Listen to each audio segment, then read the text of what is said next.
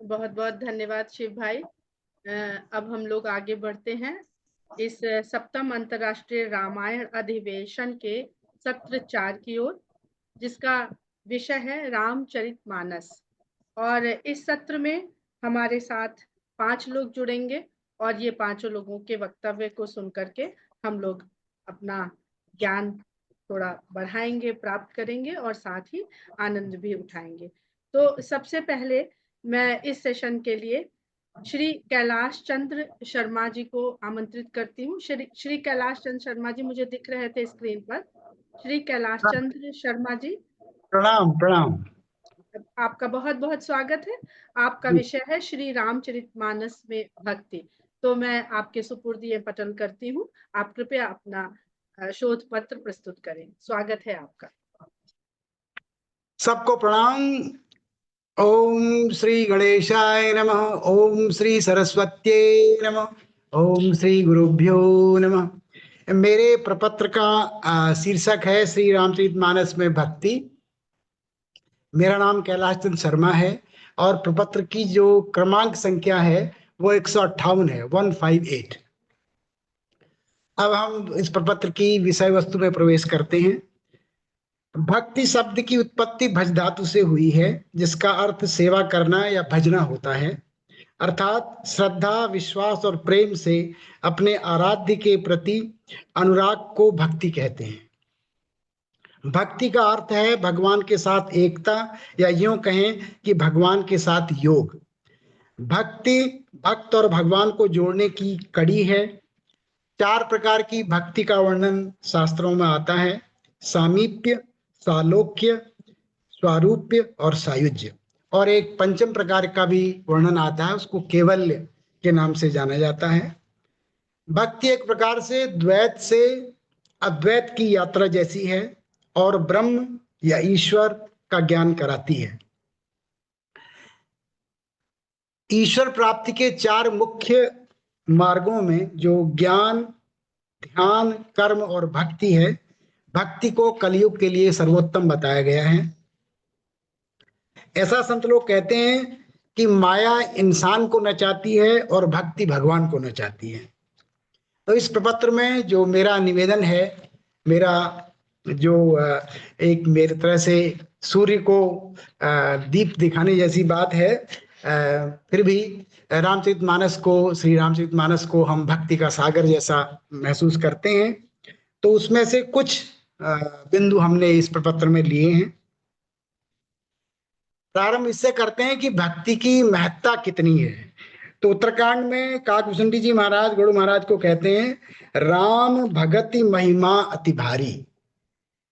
और भगवान राम अरण्य कांड में मां सबरी से कहते हैं, कह रघुपति सुनु भामिनी बाता, मानहु एक भक्ति कर नाता। और उत्तराखंड में फिर एक बार काकभूषणी जी को याद करते हैं, सब कर फल हरि भगत सुहाई, सो बिनु संत ने काहू पाई। तो भक्ति का महत्व, भक्ति का एक तरह से जो की गरिमा है, वो इन चौपाइयों के अंशों से पता लगती है। अब भक्ति के प्रवाह के बारे में 2-3-4 बिंदु में रखना चाहूंगा। उत्तराखंड से ही, भगति करत बिनु जतन प्रयासा, संस्कृति मूल अविद्या नासा, खल कामादि निकट नहीं जाही, बसई भगति जाके उर्माही, राम भगति मणि उर बस जाके, दुख लवलेश न सपने हूं ताके, श्रुति पुराण सब ग्रंथ कहाई, रघुपति भगति बिना सुख नाही। तो इनसे हमको थोड़ा सा ये आभास होता है कि भक्ति की का प्रभाव कितना अधिक है। अब अगले चरण में इस प्रपत्र के मैं ये निवेदन करता हूं कि एक विशेषता जो हमको लगती है श्री रामचरितमानस में, जब विशेष पात्रों ने भगवान से कुछ मांगा है तो भक्ति मांगी है, और भगवान ने किसी को कुछ दिया है तो वो भक्ति दी है। तो इसमें सर्वप्रथम हनुमान जी महाराज सुंदरकांड में कहते हैं, नाथ भगति अति सुखदायिनी, देव कृपा करी अन पाइनी। और विभीषण जी महाराज सुंदरकांड में ही, अब कृपाल निज भगति पावनी, देव सदा शिव मन भावनी। भरतलाल जी अयोध्या कांड में, अर्थ न धर्म न काम रुचि, गति न चाहूं निर्वाण, जन्म जन्म रति राम पद, यह वरदान न। ये तो 3 उदाहरण जिन्होंने भक्ति मांगी है। अब जिनको भक्ति भगवान ने दी है, ये बहुत ही, मुझे कहना चाहिए, भावपूर्ण प्रसंग है श्री केवट जी का। जब भगवान राम, लक्ष्मण जी, सीता जी प्रयास करते हैं कि वो कुछ ले लें उतराई में, और वो कुछ भी लेने के लिए राजी नहीं होते हैं, तब भगवान कि अपनी ओर से क्या देते हैं, वो चित्रण इस अयोध्या कांड में, इस चौपाई में है। बहुत कीन प्रभु लखन सिंह, नहीं कछु केवट ले, विदा कीन करुणा यतन, भगति विमल बर दे। तो सबसे जो बहुमूल्य, अमूल्य जो भगवान के पास है, वो उनकी भक्ति है, उन्होंने केवट जी को दी है। अब भक्ति का जो निरूपण एक प्रकार से रामचरितमानस में आता है, नवदा भक्ति का, वो हम सब लोग जानते हैं, उस प्रसंग से परिचित हैं। माँ सबरी को भगवान राम नवदा भक्ति के बारे में बताते हैं। उसका संक्षेप में बात, पहली भक्ति संतों का संग है, दूसरी भक्ति श्री भगवान की कथा में, प्रसंग में प्रेम है। इस प्रकार से ये समय को ध्यान में रखते हुए ये 8वां भक्ति की बात है। इसमें 4थी और 5वीं भक्ति में भगवान के नाम की महिमा की बात आती है। तो कलयुग में भक्ति का जो सरल उपाय है, वो नाम का आधार है। इस संबंध में बालकांड में गोस्वामी जी ने कहा है, राम नाम कलि अभिमत दाता, हित परलोक लोक पितु माता, नहीं कलि करम न भगति विवेकु, राम नाम अवलंबन एकु, भाई कुभाई अनख आलसहु, नाम जपत मंगल दिस दसहु। और उत्तरकांड में, कलयुग केवल हरि गुण गाहा, गावत नर पावई भवता, ए कलिकाल न साधन दूजा, जोग यज्ञ जप तप व्रत पूजा। तो इन बातों को बात में रखते हुए उपसंहार के तौर पर मैं निवेदन करता हूं, इस प्रपत्र का मूल उद्देश्य ये है कि रामचरितमानस में भक्ति की जो बात कही गई है, कलयुग के लिए भक्ति सबसे सरल सहज साधन है। और उसकी बात माँ पार्वती ने भगवान शिव से ये बात कही है। क्या कहा है, मैं कृतकृत्य भयऊं अब, तो प्रसाद विश्वेश, उपजी राम भगति दृढ़, बीते सकल कलेश। ऐसा लगता है गोस्वामी तुलसीदास जी ने अपनी बात माँ पार्वती के मुंह से कहलवाई है। और ऐसा मेरा विनम्र विनती है, प्रभु के चरणों में प्रार्थना है कि हम सब की गति ऐसी ही हो जाए। हम भगवान शिव से प्रार्थना करते हैं कि हम कृतकृत्य हो जाएं उनके प्रसाद से, जिससे कि हमारे मन में भक्ति, भगवान राम के प्रति भक्ति दृढ़ हो जाए और हमारे सभी क्लेश दूर हो जाए।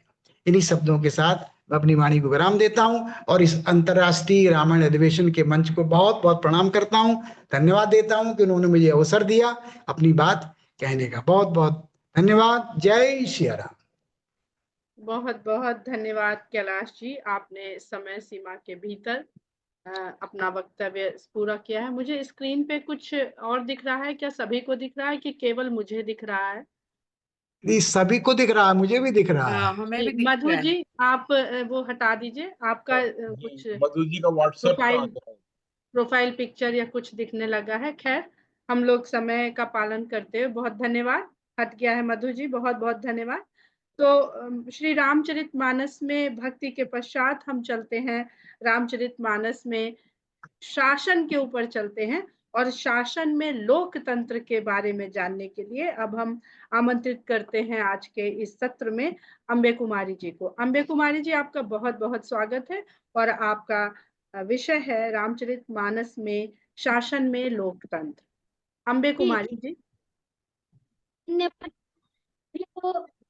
प्रणाम, नमस्कार, जय श्री राम, जय हनुमान। मैं अम्बे कुमारी, मेरा पेपर है R7171। मैं इस अंतर्राष्ट्रीय रामायण अधिवेशन में अपना शोध प्रस्तुत कर रही हूँ, रामचरितमानस में शासन में लोकतंत्र।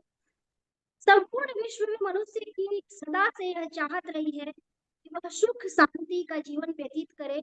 इस कारण उसने एक सुव्यवस्थित शासन तंत्र की स्थापना की, जो अपने नागरिकों को सुख शांति का जीवन और सुरक्षा प्रदान कर सके। एक सच्चे शासन की पहचान उसके द्वारा अभिव्यक्त सुख शांति से होती है। वहाँ की जनता के विकास पर एक अच्छे शासन की पहचान होती है। समय समय पर अनेक शासकों ने एक सुशासन की व्यवस्था स्थापित करने का प्रयास किया, परंतु हर युग में लोगों का आदर्श राम राज्य ही रहा। दशरथ या राम के लोक शासन तंत्र में भी लोकमत की उपेक्षा नहीं होती थी और इसी कारण उनका शासन तंत्र सफल सिद्ध हुआ। युगों युगों से सारे शासक अपने शासन को राम राज्य जैसा ही बनाने का प्रयत्न करते हैं और यह विश्व में वंदनीय एवं अस्पृहणीय है। रामचरितमानस मानवता का मंगल करने वाला महान काव्य है। इसके नायक राम सर्वरूपों में आदर्श है। राम का शासन एक आदर्श स्थापित करता है। इसमें मूलतः राजतंत्र है, परंतु वह लोकमत से संचालित होता है। वह लोकमत से अलग होकर कोई भी निर्णय नहीं लेता। आज 21वीं सदी में भी शासन कई जगहों पर स्वयं को असहाय महसूस करता है और ऐसा इसलिए होता है कि आज के शासन सूत्र में लोकतंत्र होते हुए भी लोकमत की उपेक्षा हो जाती है। आज का लोकतंत्र भीड़तंत्र अधिक है, जो मूलतः लोकतंत्र के स्वस्थ मूल्यों से सर्वथा अनजान है। ऐसे में मानस का राजतंत्र एक स्वस्थ प्रेरणा देने में पूर्णतया सक्षम है। राम का राज्य अर्थात सुख शांति का राज्य, ऐसे अद्भुत राज्य की परिकल्पना इस पृथ्वी पर सभी चाहते हैं और अपना आदर्श मानकर स्थापित करने का प्रयत्न करते हैं। मानस में लोकतंत्र शासन में सरस्वती के अदृश्य स्रोत की तरह अविरल प्रवाहित है। राम के अयोध्या कांड की उक्ति से स्पष्ट है, विमल वंश यह अनुचित एक बंधु बिहाई बढ़ई अभिषेक। यह तो राजतंत्र का प्रतीक होता है, परंतु इसमें राजतंत्र होते हुए भी यह निरंकुशता का विरोधी है। जैसे राम के राज्याभिषेक के समय राजा दशरथ ने राम को अपनी राजगद्दी देने की प्रबल इच्छा रखते हुए भी लोकमत की स्वीकृति लेते हैं। जो पांचे मत ला गए नीका और करहु हरषि ये राम ही टीका। चित्रकूट में राम भरत को राजधर्म का तत्व समझाते हुए कहते हैं, मुखिया मुख सो चाहिए खान पान को एक, पाले पोसे सकल अंग तुलसी सहित विवेक। चित्रकूट में भरत की ओर से वशिष्ठ जी जब सभा में प्रस्ताव करने उठते हैं, तब राम से साधु मत नृप नीति तथा वेद निष्कर्ष मत के साथ लोक मत पर भी विचार करने को कहते हैं। भरत विनय सादर सुनिया करब विचार बहोरी, करब साधु मत लोक मत नृपनय निगम विचोरी। तुलसी के लोकतंत्र में समाज के पिछड़े एवं दलित वर्ग को समुचित महत्व मिला है। राम ने वन में निषाद कोल भिलर किरात अछूत गिद्ध वानर रीछ आदि जंगली जातियों को भी अपनाया है, मित्र बनाया है। वह आज हमारे प्रजातंत्रीय हरिजनोद्धार से किसी भी प्रकार कम नहीं है। वन की राह में मिला अछूत निषाद राज राम के ऐसा सखा बन गया कि लंका विजय के पश्चात लौटकर राम को अपने सखा से कहना पड़ा, तुम मम सखा भरत सम भ्राता सदा रहे पुर आवत जाता। कोल भील की रात आदि जनजाति के लोगों को करुणा में श्री राम ने ऐसा अपनाया जैसे कोई अपने परिवार के लोगों को अपनाता है। वो श्री राम के दर्शन से सुख अनुभव करते हैं। यह सुधी कोल की रातन पाई, हर से जो जन नवनिधि बिसराई, कंद मूल फल भरी भरी दोना, चले रंग जन लूटत सोना। ये राम अपने सेवकों के लिए भी अपनी घोषणा करते हैं कि मेरे सेवक कैसे हैं। पुनि पुनि सत्य कहो तो ही पाही, मोहि सेवक सम प्रिय कोई नाही। राम अपने सेवकों को भी प्रिय कर महत्व देते हैं। सामाजिक हित के लिए वैयक्तिक हितों की बलिदान देते हुए तुलसीदास ने घोषणा की है कि परहित लागित जही जे देही, संतत संत प्रशंस ही तेहि। दूसरे के हित से बड़ा कोई धर्म नहीं और दूसरों को हानि पहुंचाने से बड़ा कोई पाप नहीं। तुलसी राजा के अस्तित्व की सार्थकता प्रजा हित में मानते हैं, इसीलिए वे प्रजा को प्राण तथा राजा को शरीर मानते हैं। तुलसी के राजतंत्र का आदर्श है, सोचिया निरपति जो नीति न जाना, जेहि न प्रजा प्रिय प्राण समाना। राजा का सर्वोच्च आदर्श स्थापित करते हुए कहते हैं, जा सुराज प्रिय प्रजा दुखारी, सो नृप अवसि नरक अधिकारी। सामाजिक आर्थिक एवं राजनीतिक क्षेत्र में सबको समान अवसर प्रदान करने का न्याय दिलाना शासकों का कर्तव्य है। उत्तरकांड के राम राज्य में इसका विवेचन है, नहीं दरिद्र को दुखी न दीना, नहीं को अबुध न लक्षण हीना। रामचंद्र के राज्य में कोई अपराध नहीं होता, कोई दंडित नहीं होता, इसीलिए दंड सन्यासियों के हाथ में रहता है। भेद न चाहने वालों के नृत्य समाज में है और जीतो शब्द केवल मन को जीतने के लिए ही सुनाई देता है। दंड जतिन कर भेद जा नर्तक नित्य समाज जीतहु मनसिज सुनिय अस रामचंद्र के राज। तुलसी के राम राज्य का आध्यात्मिकरण इस राजतंत्र में सुंदर लोकतंत्र के सामंजस्य के कारण ही संभव हो सका है, जहां केवल भौतिक उन्नति ही नहीं वरन आध्यात्मिक उन्नति का लक्ष्य प्राप्त करना भी राजा और प्रजा दोनों की दृष्टि में एक उच्च लक्ष्य है। इसीलिए रामचरितमानस में कहा गया है, दैहिक दैविक भौतिक तापा राम राज्य का हु नहीं व्यापा सब नर करहि परस्पर प्रीति चलहि स्वधर्म निरत सुनीति। रामचंद्र के सुंदर शासन तंत्र में सभी अपने अपने धर्म में लोक कल्याण की दृष्टि से निरत थे। आजकल की तरह वे कर्तव्य छोड़कर अधिकारों के पीछे पागल नहीं थे। प्रत्येक व्यक्ति के कार्य परोपकार तथा समूचे समाज के हित के लिए होते थे। इसीलिए वैयक्तिक संपत्ति का कोई महत्व नहीं था।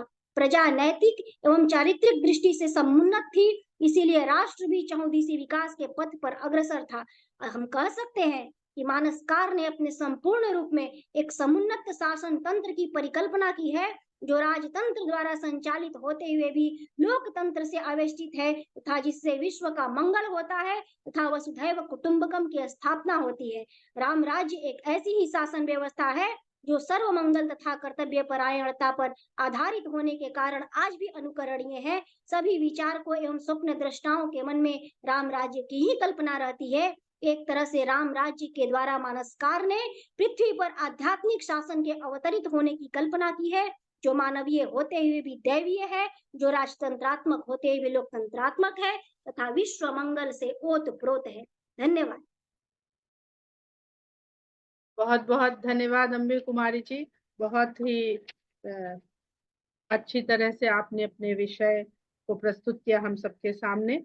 और अब हम सत्र को आगे बढ़ाते हैं और मर्यादा पुरुषोत्तम की कथा जिस ग्रंथ में समेटी गई है उस रामचरितमानस के अगले विषय के लिए तीसरे नंबर पर मैं श्री पुरुषोत्तम श्रीवास्तव जी को आमंत्रित करती हूँ।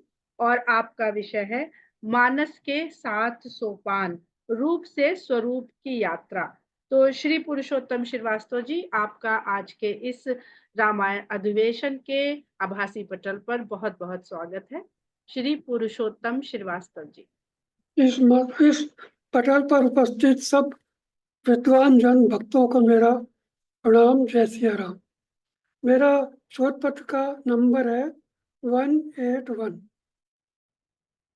इसका शीर्षक है मानस के 7 सोपान और रूप से स्वरूप की यात्रा। ये यात्रा में मैं स्क्रीन शेयर कर रहा हूँ, तब तक मैं बोल रहा हूँ ये यात्रा क्या है। हाँ,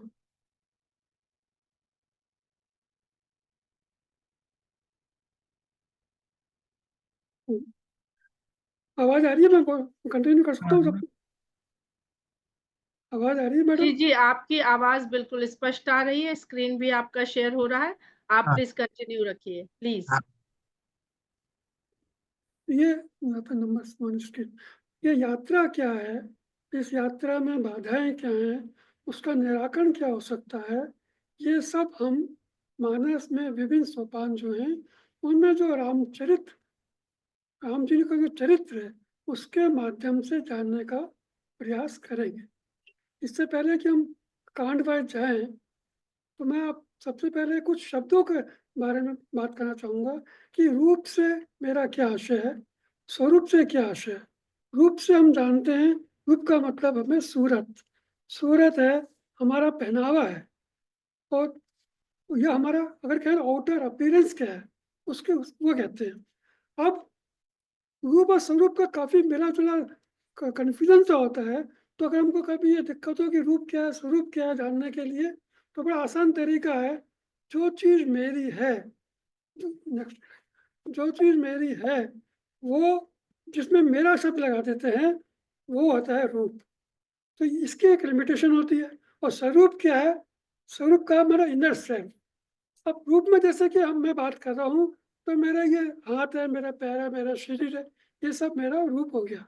लेकिन जो जिसने रूप को ओढ़ा हुआ है वो मेरा स्वरूप है। तो अब ये आता है कि ये हम यात्रा की आवश्यकता ही क्या है। मानव स्वभाव है कि उस मानव को हमेशा एक ऐसा सुख चाहिए जो शाश्वत हो। हम सबको सुख मिलते हैं, लेकिन सुख समय के साथ धीरे धीरे क्षीण हो जाते हैं। तो इसका उद्देश्य है कि हम परम सुख की तलाश, इसका उद्देश्य है। अब इसकी योग्यता क्या है? जो हम 84 लाख योनियां हैं, वो बाकी सब योनियां कर्म योनियां हैं या भोग योनियां हैं। एक मानव योनि ऐसी है जो कि कर्म योनि है, जिससे कि अब आदमी अपना उद्धार कर सकता है।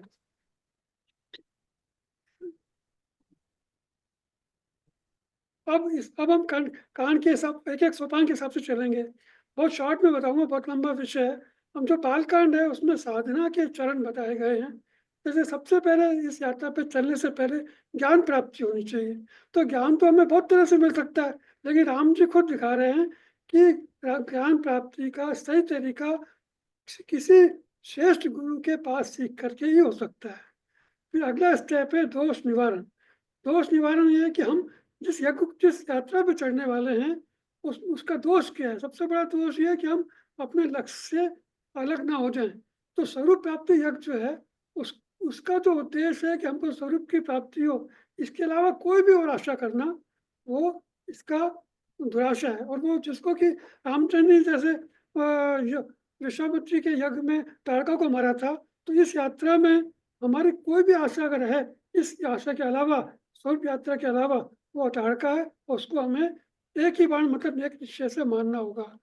फिर हमारी जो दोष दर्शन प्रवृत्तियां हैं, दोष दर्शन प्रवृत्तियां हैं, खुद के हम गुण देखते हैं, दूसरों के दोष देखते हैं। तो ये स्वभाव और स्वभाव सेना का स्वभाव है। इसको हम सत्य से और वैराग्य से हम इसको हटा सकते हैं। फिर आता है मारीच का वध। तो मारीच को यहाँ प्रारब्ध के रूप में माना गया है। प्रारब्ध को हम चेंज नहीं कर सकते। प्रारब्ध को हम क्या कर सकते हैं? जो हमारा ये यज्ञ चल रहा है उस समय हम उसको विस्थापन, प्रक्षेपण कर सकते हैं। कुछ समय के लिए उसको अलग रख सकते हैं। फिर राम जी दिखाते हैं धनुष यज्ञ में कि संकल्प विकल्प रहित धनुष चल रहा है, राम जी आराम से निर्विकार भाव से बैठे हुए हैं। जब तक गुरु जी कहते हैं उनसे उठो राम भंजो बहुत चापा, तो वो उसके लिए उठते हैं। मतलब जो स्वरूप प्राप्ति इंसान है उसके मन में न हर्ष हो न विषाद हो। फिर वह धनुष तोड़ते हैं। अब यहाँ धनुष तोड़ने में बड़ा भारी की चीज है कि यहाँ हम व्यष्टि अहंकारी नहीं, जिसको स्वरूप की प्राप्ति की इच्छा है वो व्यष्टि अहंकारी नहीं, जो शिव धनुष है, समष्टि अहंकार है, उसका प्रतीक है। उस समष्टि अहंकार के प्रतीक को भी तोड़ करके उससे भी आगे की यात्रा हमें करनी पड़ेगी। अब अयोध्या कांड में यात्रा की बाधाएं क्या क्या हो सकती है? राम जी वनवास जा रहे हैं, तो हम भी इस यात्रा पे चल रहे हैं, तो उसमें क्या आता है? मोह किस से? संपत्ति से, परिवार से, संबंधों से। तो हम इस यात्रा पर अगर चल रहे हैं तो हमें इन सबको छोड़ना पड़ेगा, राम जी दिखा रहे हैं। फिर हमारे को इस तरह की दिक्कत के अंदर जो भी कारण बने, जब वहाँ क्या कहीं बनी, तो उस समय हमारे को वाणी का तप करना पड़ेगा। हमें दिखना पड़ेगा कि हम वाणी संतुलित रहे, हम किस तरह से व्यवहार करें। फिर हम इस यात्रा पे हम किसका चुनाव करें? राम जी ले जाते हैं, किसको ले जाते हैं? सारे अयोध्या जाने को तैयार है सब, लेकिन वो चुनाव किसका करते हैं? सीता जी का और लक्ष्मण जी का। सीता जी का मतलब समर्पण का, और लक्ष्मण जी का मतलब वैराग्य का। हम इस यात्रा पे अगर हम चलते हैं तो हमको समर्पण साथ लेना पड़ेगा और वैराग्य साथ लेना पड़ेगा। फिर वो चित्रकूट में जब भरत जी आते हैं तो वहां पे भरत जी अति प्रिय है उनको, लेकिन वहां पे वो उस अति प्रियता को हटा करके भी अपना कर्तव्य निर्वहन के लिए उनको विदा कर देते हैं। अरण कांड में सूत्रात्मक ज्ञान दिया है, आध्यात्मिक ज्ञान दिया गया है बहुत शॉर्ट में, मैं, मेरा, तू, तेरा। और जो भी हमारी ये इंद्रियों के विषय ये सब माया है, और अपने स्वरूप की अनुभूति को सब में समान देखना ये ज्ञान है। ये दूसरा स्वरूप ज्ञान जिसकी हम बात कर रहे हैं। हम अपनी खुद की अनुभूति करते हैं, ऐसी अनुभूति हर एक आदमी करता है, लेकिन हमको ये देखना है कि ये अलग अलग इकाइयां नहीं है। जिस तरह से एक सूर्य का प्रतिबिंब हजारों घड़ों में दिखता है, इसी तरह से अस्तित्व एक है, उसका प्रतिबिंब हम सब के शरीरों में दिख रहा है। ये स्वरूप ज्ञान है। फिर आपका साधना पथ। अब इसको कौन सा साधना अपनाया जाए? दो मेन मार्ग बताते हैं, ज्ञान मार्ग और भक्ति मार्ग। ज्ञान मार्ग बड़ा दुरू है, उसमें धर्म के आचरण से वैराग और योग से ज्ञान मिलता है, जिससे मोक्ष मिल जाती है। भक्ति मार्ग सरल है, उसकी उन्होंने मैं दे रखा है, पूरा पढ़ नहीं पाऊंगा। फिर अब उसकी और कुछ कसौटियां भी, अगर कसौटियां ये हैं कि अगर हमारे भक्ति भी हो गई तो फिर वापस से आसक्ति, जैसे सुपन का आसक्ति माया है, किसी भी रूप में वापस आके हमें हमारे लक्ष्य से भ्रमित कर सकती है। ऐसे मारीच लोभ संजाल है, मारीच किसी भी रूप में आके वापस लोभ आकर के हमारे को हमारे लक्ष्य से च्युत कर सकता है। ऐसे आदमी के लिए उन्होंने शबरी का नवदा भक्ति को प्राप्त कर सकते हैं। फिर किष्किंधा कांड में राम जी आश्वासन देते हैं कि अगर आप अपने लक्ष्य से गिर भी गए हो तो चिंता मत करिए। उसमें जैसे सुग्रीव का एग्जाम्पल लेकर के, वो एक आत्र जीव है, हम एक जीव है, सुग्रीव हमारा रिप्रेजेंटेशन कर रहा है, तो उसको बाली से रक्षा करते हैं और आज भैपल उठाते हैं। तो हम जो इस अपने लक्ष्य से गुजर गए उसके लिए आश्वासन देते हैं कि नहीं, आप वापस भक्ति में लगो। भक्ति की खोज में वो क्या करते हैं, स्वयं प्रभा के पास जाते हैं। स्वयं प्रभा हमारा स्वयं का विवेक का प्रतीक है, जो आपको बताता है कि आपकी जो वृत्तियां संसार में जा रही है, वहां से आंखें मूंद दो, वहां से बाहर आओ और देह प्रवृत्ति से बाहर आओ, तब आपको से भक्ति को प्राप्त करोगे। फिर सुंदरकांड में भक्ति का पुनरुद्धार, मतलब एक बार अगर आप गिर भी गए तो आपको निराश होने की जरूरत नहीं है। आपकी भक्ति का पुनरुद्धार करने के लिए, जैसे सीता जी के लिए राम हनुमान जी को भेजा था, ऐसे हमारे लिए कोई ना कोई गुरु हमारे जीवन में आएगा और वो हमारे भक्ति दब गई है उनको उसका उद्धार करेगा, हमारे को अपना परिचय दे करके हमको उससे राम जी से मिलाने का विश्वास दिलाएगा और हमारी सारी बाधाओं को भस्म कर देगा।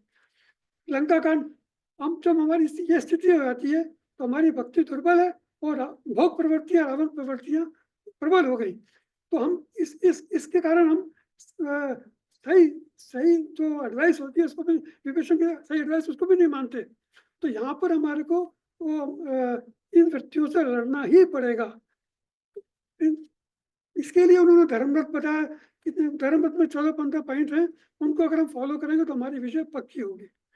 और युद्ध किससे करना है, हमारे को जो हमारी तामसिक प्रवृत्तियां हैं वो कुंभकर्ण का प्रतीक है, जो हमारी मायावी धोखा देने की प्रवृत्ति है वो मेघनाथ है, और जो हमारी अहंकार प्रवृत्ति है वो रावण, इसके ऊपर हमको विजय प्राप्त करनी होगी।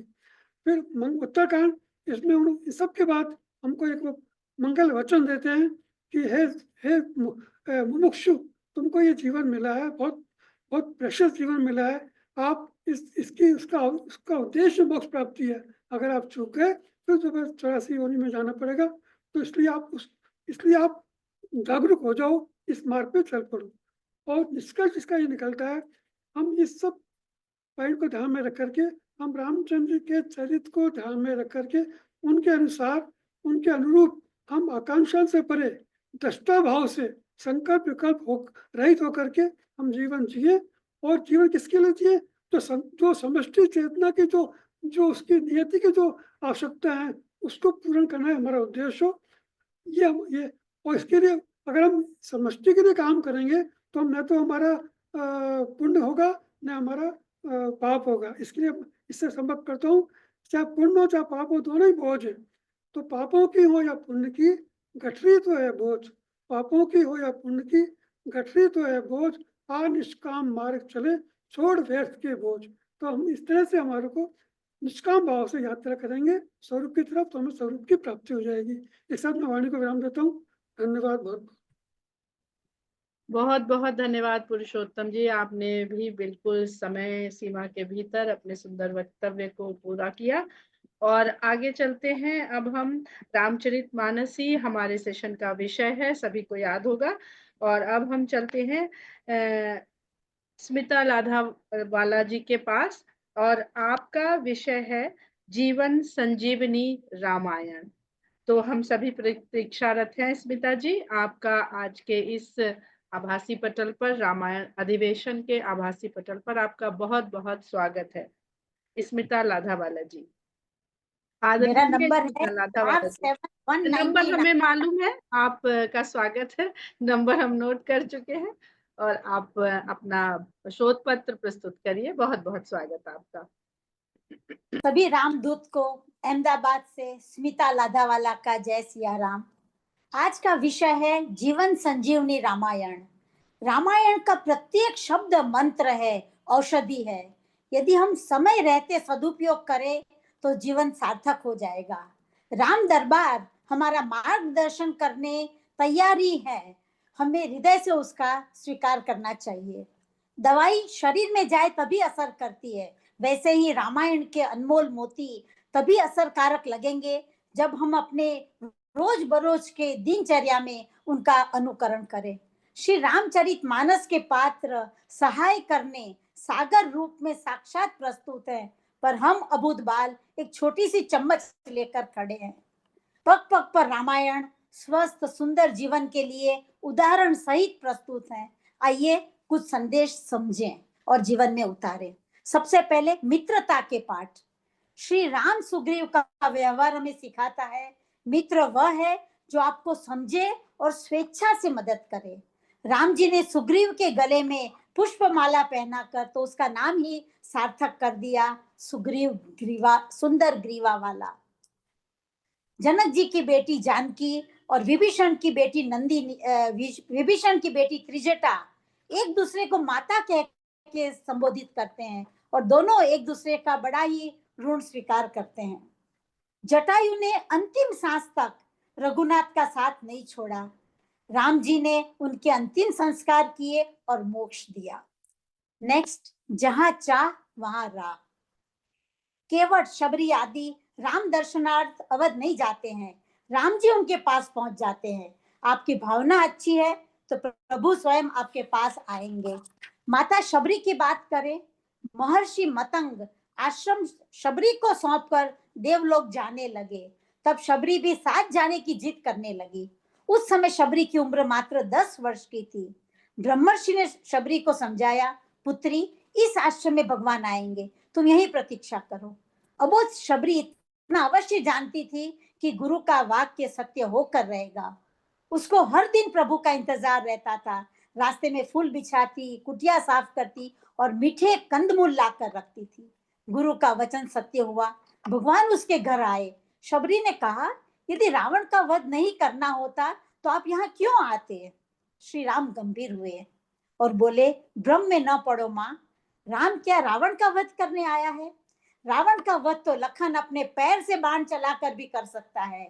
राम हजारों कोस चलकर इस गहन वन में आया है तो केवल तुमसे मिलने आया है, ताकि सहस्त्र वर्षों के बाद भी जब कोई भक्त के अस्तित्व पर प्रश्न खड़ा करे तो इतिहास चिल्ला करके उत्तर दे सके कि इस राष्ट्र को क्षत्रिय राम और उसकी बिल्ली मां ने मिलकर गढ़ा था। शासन, प्रशासन और सत्ता जब पैदल चलकर वन में रहने वाले अंतिम व्यक्ति तक पहुंचे तभी वह राम राज्य है, अंत्योदय है। समाज का प्रतिष्ठित व्यक्ति आपको जाने वह आपकी प्रसिद्धि है, परंतु समाज का अंतिम व्यक्ति भी आपको जाने वह आपकी सफलता है, महानता है, सज्जनता है। नेक्स्ट, व्यावसायिक कौशल्य। राम लक्ष्मण जानकी वनवास में थे, अतः केवट ने उनसे उतराई भी नहीं ली और बड़ी विनम्रता से कहा, वापस लौटते समय आप जो भी देंगे मैं ले लूंगा। ऐसा कहकर उसने भविष्य का काम भी तय कर लिया, एडवांस बुकिंग। आज की व्यवसाय में अक्सर खरीदी करने पे पॉइंट्स या क्रेडिट मिलती है, जिसका उपयोग आप अगली बार ही कर सकते हैं। शायद यह समझ भी केवट से ही मिली होगी। केवट परिवार तो भवसागर तर गया। नेक्स्ट, वैद्यराज सुषेण तो लंकेश के वैद्य थे, फिर भी उन्होंने लक्ष्मण का इलाज किया। व्यावसायिक नैतिकता नहीं छोड़ी, मानवीय मूल्य सर्वोपरि। अब आगे बात करें, साम दाम वेद। आज भी हम कहते हैं कोई समस्या भी हो तो पहले समझाओ, समझाने से काम हो जाए तो वो सर्वश्रेष्ठ है, समझाने से बात न बने तो उसे दाम दो, कॉमर्स, पेमेंट, इससे भी बात न बने तो दंड दो, सजा करो, आदि आदि। संक्षेप में कहे तो काम होना चाहिए। परंतु देखिए, श्री रामचरित मानस में तुलसी बाबा दाम के स्थान पर दान शब्द का प्रयोग करते हैं। दान, वस्तु तो दान तो परम भाव है, परम का अर्थ ही है श्रेष्ठ, जैसे परमात्मा, परमेश्वर, परम धाम। नेक्स्ट, पवन पुत्र का कौशल्य। अंजनी पुत्र के पास न केवल अष्ट सिद्धि नवनिधि है, वे तो अष्ट सिद्धि नवनिधि के दाता हैं। उनके पास विशेष बुद्धि है, वे परिस्थिति के अनुसार व्यवहार करके रास्ता निकालते हैं। जैसे सबसे पहले लंका जाते समय मैनाक, सुरसा, सिंहिका, लंकिनी से भिन्न भिन्न तरह से निपटते हैं। मैनाक पर्वत हनुमंत को विश्राम देना चाहते हैं। बलबीरा ने सुंदर भूधर को हाथ से छू लिया, फिर प्रणाम करके कहा, भाई श्री रामचंद्र जी का काम किए बिना मुझे विश्राम कहाँ। इस प्रकार मैनाक के प्रस्ताव का अनादर भी नहीं किया और चंद शब्दों में सारी बातें बता दी। देवताओं ने पवन पुत्र की परीक्षा लेने सुरसा को भेजा था। पवन कुमार को देखकर सुरसा बोली, आज देवताओं ने मुझे भोजन दिया है। पवन पुत्र ने सुरसा को अपना प्लान बताया, श्री राम जी का कार्य करके मैं लौट आऊं और सीता जी की खबर प्रभु को सुना दूं, फिर तुम मुझे खा लेना। पर सुरसा ने उन्हें जाने नहीं दिया, खाने के लिए अपना मुंह फैलाया। तब हनुमान ने अपने शरीर को उससे दूना बढ़ा लिया। यह क्रम चलता रहा, 4, 8, 16, 32 कोस आदि। परंतु जब सुरसा ने 100 योजन का मुख किया, तब हनुमान जी ने बहुत ही छोटा रूप धारण कर लिया। उनके मुख में जाकर तुरंत बाहर निकल आए और फिर सिर नवाकर विदा मांगी। सुरसा ने भी उन्हें आशीर्वाद दिए। आज के युग में हम भौतिक रूप से छोटे न बन सके तो भी विनम्र बनकर सुभाषिष तो पा ही सकते हैं। सिंह का भी एक राक्षस ही थी, वह हनुमान को खाना चाहती थी, अतः रामदूत ने उसे मार डाला। समय और शक्ति का सदुपयोग। लंका के द्वार पर लंकिनी को घूसा मारा और लंका में प्रवेश किया। इस प्रकार सभी व्यवधानों को उचित रूप से संभाल लिया। मॉडर्न मैनेजमेंट भी यही सिखाता है, आवश्यकता अनुसार निर्णय लीजिए। लक्ष्मण मूर्छित हुए तब हनुमान जी सुषेण वैद्य को उनके पूरे घर के साथ उठा के लाते हैं। शायद वैद्यराज नींद में से जाग जाए और एक बंदर को घर के अंदर देखकर चिल्लाने लगे तो शायद बात बिगड़ जाती। लखन की अवस्था देखकर सुषेण ने सीधे हनुमान से ही कहा, सूर्योदय से पहले संजीवनी बूटी ले आना। बलबीरा पूरा पर्वत उठा कर ले आए। शायद वे संजीवनी ढूंढने में समय गंवाना नहीं चाहते थे। एक औषध के स्थान पर पूरा मेडिकल स्टोर ही उठा लाए, शायद और किसी चीज की आवश्यकता पड़ जाए, यह थी उनकी दूरदर्शिता। अंत में दशानन की व्यथा देखें। एक बार रावण ने पत्र लिखा, ये रावण के शब्द हैं, प्रजाजनों मेरा नाम रावण है, आप मुझे लंकेश, दशानन, लंकापति जैसे नाम से भी पहचानते हैं। आप सब मुझे शिवजी के अनन्य उपासक के बजाय राम के शत्रु के रूप में ज्यादा पहचानते हैं। मुझे एक भयंकर राक्षस के रूप में ही वर्णित किया है, परंतु मेरी व्यथा और वेदना समझने की किसी ने कोशिश भी नहीं की है। लाडली बहन के अपमान के लिए एक भाई के नाते मैंने पूरी लंका दांव पर लगा दी, यह किसी ने नहीं समझा। अलबत्त लोक कथा में गिलहरी को भी स्थान मिला है, जिसने सेतु निर्माण में अपना योगदान दिया था। राम जी ने उसकी बात सुनकर उसकी पीठ पर अपने हाथ फेरे थे, अतः उसकी पीठ पर धारियां हैं। भारत की गिलहरी की पीठ पर जो धारियां है वो मैंने अमेरिका की गिलहरियों में नहीं देखी है। भारत माता की जय। गिलहरी के बाद जटायु की बात करूं तो मैं चाहता तो जटायु का मस्तक ही काट डालता, परंतु जटायु जीवित रहे और राम जी को यह समाचार मिले, अतः मैंने केवल उसके पंख ही काटे, यह भी किसी ने नहीं देखा। भगवान राघवेंद्र सरकार के हाथ ही मेरी मौत हो, यही तो मेरी अभिलाषा थी, यही तो मेरा मोक्ष था। युद्ध में प्रत्येक बाण को प्रत्यंचा पर चढ़ाते हुए उसे सौगंध देता था, खबरदार जो मेरे राघव के अगल बगल भी गए तो, नजदीक भी गए तो, परंतु आप सब समझते थे मैं निशान चुक रहा हूं। मेरा जीवन, मेरा हृदय जीवन के अंतिम श्वास तक राघव का नाम ही रटता था। इसका प्रमाण यह है कि राम ने मेरी नाभि में ही बाण मारा, क्योंकि मेरे हृदय में तो वे स्वयं विराजमान थे। राम राम को कैसे मारते। मैंने जितनी खानदानी शत्रु रूप में दिखाई है, आप मित्र बनकर निभाओगे तो ये रावण आपका गुलाम हो जाएगा। भगवान राम के भक्त रावण का जय जय श्री राम। अंत में इन पंक्तियों के साथ अपनी वाणी को विराम देती हूँ। मुख में हो राम नाम, राम सेवा हाथ में, तू अकेला नहीं प्यारे, राम दरबार तेरे साथ में। प्रणाम, जय सिया राम। बहुत बहुत धन्यवाद स्मिता जी। और हम लोग रामचरितमानस विषय लेकर के इस सत्र 4 में चल रहे हैं, और बड़े हर्ष का विषय है कि जिस सत्र की शुरुआत भक्ति से हुई थी, उस सत्र का जो संपूर्णता है वो लक्ष्मण गीता के साथ ही होना चाहिए। बहुत ही सुंदर विषयों के साथ इस सत्र का स्वरूप हम लोगों को प्राप्त हुआ है। जैसे अभी पुरुषोत्तम जी ने रूप से स्वरूप की यात्रा बताई, तो इस लक्ष्मण गीता जो विषय है, इसको प्रस्तुत करने के लिए इस सत्र के अंतिम वक्ता श्री आदित्य शुक्ल जी को मैं आमंत्रित करती हूँ इस रामायण अंतर्राष्ट्रीय रामायण अधिवेशन के चौथे सत्र के अंतिम वक्ता के रूप में श्री आदित्य शुक्ल जी, और आपका विषय है लक्ष्मण गीता। बहुत बहुत स्वागत है आपका। बहुत बहुत धन्यवाद विनीता जी। मेरा जो पेपर नंबर है वो 202 है। सर्वप्रथम रामचरित भवन ह्यूस्टन और इसके जो संचालक मंडली हैं, जिसमें विशेषकर ओम जी हैं, शिव भैया हैं, श्याम भैया और हम सब हैं, तो सबके प्रति संवेद रूप से कृतज्ञता के साथ मैं विषय प्रवेश करता हूं। बंदव लक्ष्मण पद जल जाता, शीतल सुभग भगति सुखदाता, रघुपति कीरति विमल पताका, और दंड समान भयहु जस जाका, बंदव लक्ष्मण पद जल जाता। दो कौतूहल है मेरे मन में, आपके मन में भी होना चाहिए। प्रथम कौतूहल तो इस वंदना से ही है। तुलसीदास जी हैं, जब बालकांड में सबकी वंदना करते हैं तो वह उन व्यक्तियों के गुणों की महिमा के साथ वंदना करते हैं। जैसे वो कहते हैं, बंदो अवध भुआल सप्त प्रेम जही राम पद। वो अवध भुआल राजा दशरथ की इसलिए वंदना करते हैं कि राम के चरणों में सत्य प्रेम है। राम के लिए कहते हैं, जो आनंद सिंधु सुख राशि, सिकरते सैलोक सिपासी, सो सुख धाम राम असनामा। राम सुख के धाम है, इसलिए प्रणाम करता हूं। भरत जी के लिए कहते हैं, विश्व भरण पोषण कर जोई, इसलिए प्रणाम करते हैं। लेकिन लक्ष्मण जी के लिए वो बहुत प्यारी बात कहते हैं, और वो बात कहते हैं लक्ष्मण जी से हमारा जो परिचय है, जिन लक्ष्मण जी को हम जानते हैं, उनके व्यक्तित्व से मेल नहीं खाता।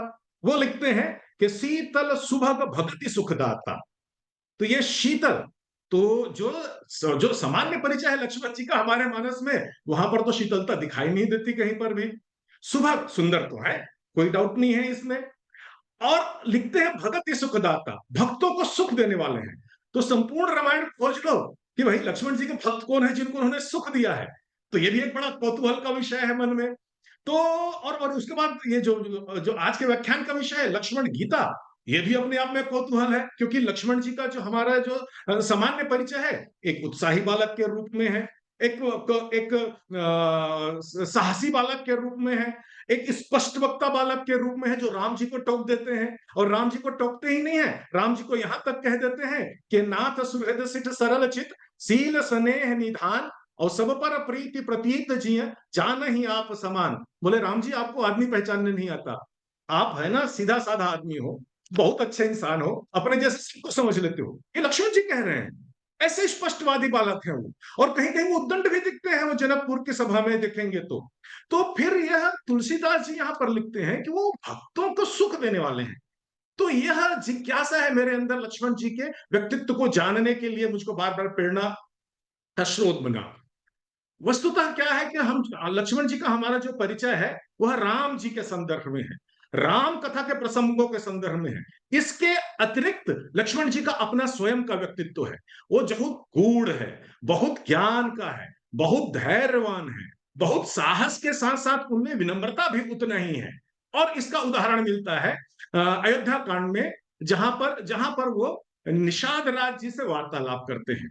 मैं अपने इस जो व्याख्यान है इसका विषय दिया लक्ष्मण गीता, क्योंकि गीता कहने से श्रीमद् भगवत गीता का तो तुरंत ध्यान आता है।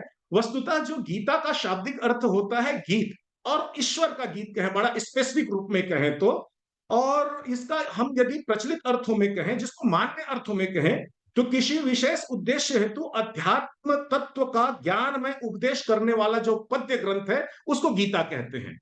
तो अब आते हैं कि लक्ष्मण जी का यह जो स्वरूप है कैसे आता है। ऐसा है कि हनुमान राम जी हैं, सीता जी और लक्ष्मण जी, ये तीनों वनवास की यात्रा पर हैं, और गंगा तट पर यह विश्राम करते हैं। कुछ की साथरी बिछा देते हैं निषाद राज गुह, और वहां पर भगवती सीता और राम जी विश्राम करते हैं। और उनको देख करके उनका हृदय फट आता है। निषाद राजगुरु का बोले कि छोटे छोटे बालक हैं, बालक से ले दे करके जवान हुए हैं, तरुण हुए हैं, और तरुण होकर के इनका विवाह हुआ है, इनका समय है अभी प्रमोद में बिताने का है, और ये पत्थर को सिराहने लगा करके यहाँ पर लेटे हुए हैं। और उसके बाद फिर निषाद राज जी हैं, उनके अंदर में पीड़ा के साथ साथ वो लक्ष्मण जी से संवाद करते हैं, और दोनों की भूमिका वहां क्या है, वो रखवाली कर रहे हैं, दोनों जाग रहे हैं, वहां पर भगवान राम है और सीता जी हैं विश्राम कर रहे हैं। अब कल्पना कीजिए दृश्य, रात का अंधेरा है और लक्ष्मण जी और निषाद जी अकेले वहां पर रखवाली कर रहे हैं, दोनों में वार्तालाप है। वार्तालाप के दौरान निषाद राजगुरु कहते हैं कि कई कई नंदनी मंतमती कुटिल कठिन पन कीन, और जय रघुनंदन जान के ही सुख अवसर दुख दीन। बोले ये कैकेयी की जो बेटी है, कैकेयी है, ये बड़ा कुटिल निकली, मंद बुद्धि की निकली। ये राम और सीता जी का ये समय नहीं है, इनके तो सुख का समय है, इनको वनवास क्यों दिया? हो सकता है ऐसे प्रसंग का, ऐसे प्रश्न का तीन अर्थ हो सकता है, तीन उद्देश्य हो सकते हैं। पहला उद्देश्य है कि समय बिताने के लिए करना है कुछ काम, पूरी रात्रि काटनी है भाई, चलो आपस में कुछ बात करें। दूसरा है कि निषाद राजगुरु के मन में जिज्ञासा रही हो कि भाई अयोध्या के राजमहलों में घटने वाली घटना के विषय में जानकारी ली जाए, किसने क्या बोला, कैसे हुआ, क्या हुआ। और तीसरा एक सामान्य बात हो सकती है कि लक्ष्मण जी की प्रतिक्रिया देखें कि राम के प्रति उनका अनन्य प्रेम है, और राम के प्रति ऐसे जो घटना घट रही है उनके प्रति उनका क्या क्या क्या क्या प्रतिक्रिया है। हो सकता है निषाद राज जी के मन में क्या क्या बातें हैं मैं नहीं जानता, मेरे मन में लगता है कि ऐसी ऐसी उनकी मन में इच्छा रही होगी। यहाँ पर महत्वपूर्ण बात है लक्ष्मण जी। लक्ष्मण जी है इन सब जो उद्देश्यों से हट करके लक्ष्मण जी का एक नया व्यक्तित्व आता है। वो बोलते हैं भैया काहू न कोई सुख दुख कर दाता, इस सृष्टि में कोई किसी को सुख दुख नहीं देता, और निज कृत कर्म भोग सब भ्राता।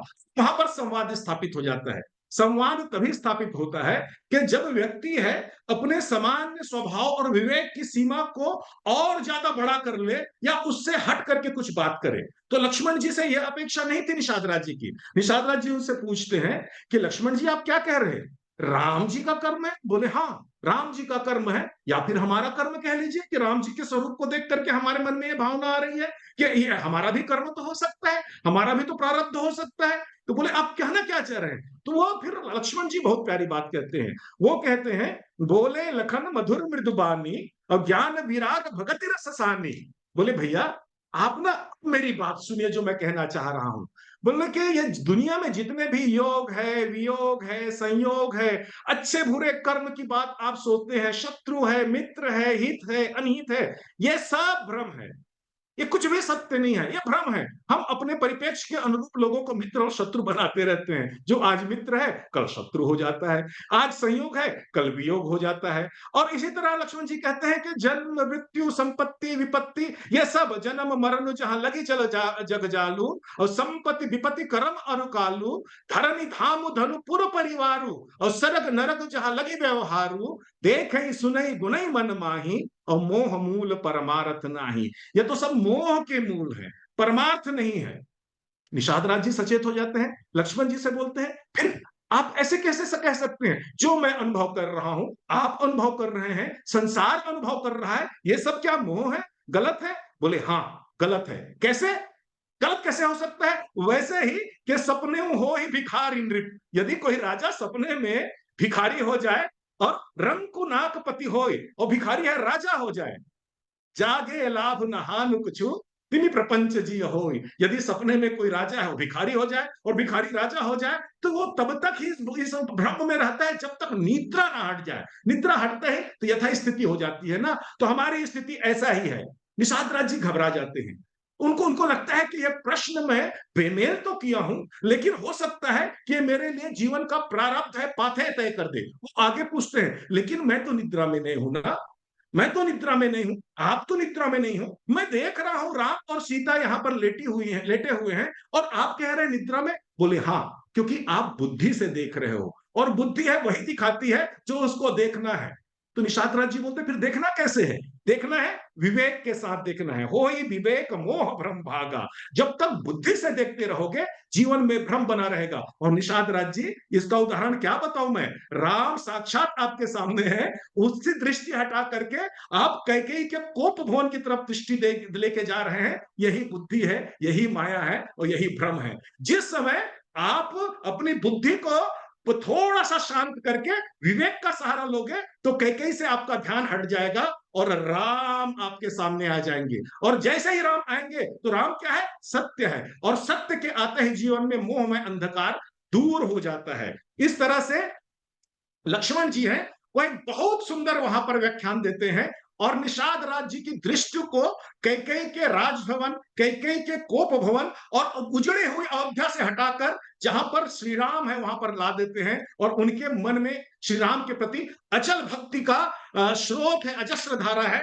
वह प्रवाहित करते हैं। मुझको लगता है तुलसीदास जी है इन्हीं प्रसंगों को लेकर के लिखते हैं कि शीतल सुभग भगति सुखदाता। मुझको लगता है कि निषाद राज जी के जीवन में श्री राम को पाने का जो सुख है पहली बार लक्ष्मण जी के माध्यम से मिलता है, और यही ज्ञान है लक्ष्मण जी हमको भी देते हैं कि जब राम सामने हो तो राम पर दृष्टि रखिए, संसार पर दृष्टि रखने की आवश्यकता नहीं है। संसार में राम खोजेंगे तो बहुत मुश्किल है, ना राम मिलेगा, दुविधा में दोनों गए, माया मिले ना राम। लेकिन जिस दिन राम में संसार खोजना शुरू कर देंगे तो राम भी मिलेंगे और संसार भी मिलेगा। मुझको लगता है कि लक्ष्मण के माध्यम से तुलसीदास जी या गीता का ज्ञान देते हैं, और यहीं पर लक्ष्मण जी बहुत तुलसीदास जी को बहुत शीतल लगते हैं, सुंदर लगते हैं, सुखदाता लगते हैं और भक्तों के कल्याणकारी लगते हैं। तो इसी माध्यम से मैं भी लक्ष्मण जी के चरणों में अपना प्रणाम, अपना प्रणति निवेदन करता हूं कि वो मेरे भी जीवन के जो मोह रूपी अंधकार है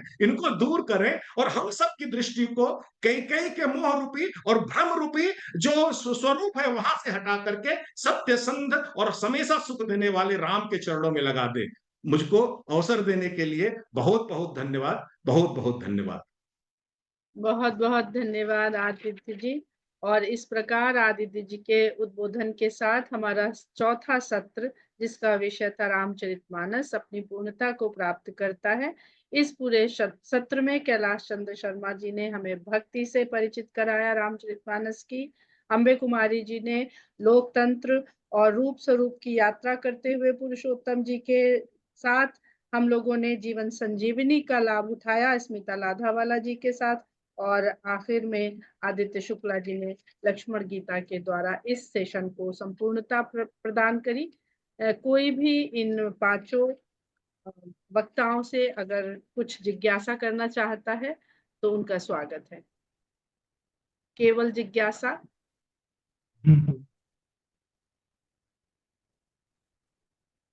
तो शिव भाई, हमें लगता है कि ये सेशन सफलतापूर्वक संपन्न हुआ है। बहुत बढ़िया, बहुत बहुत धन्यवाद विनीता जी आपका, और ये वक्ता का बहुत ही सुंदर प्रेजेंटेशन रहा, और आपने 5 मिनट भी बचा लिए।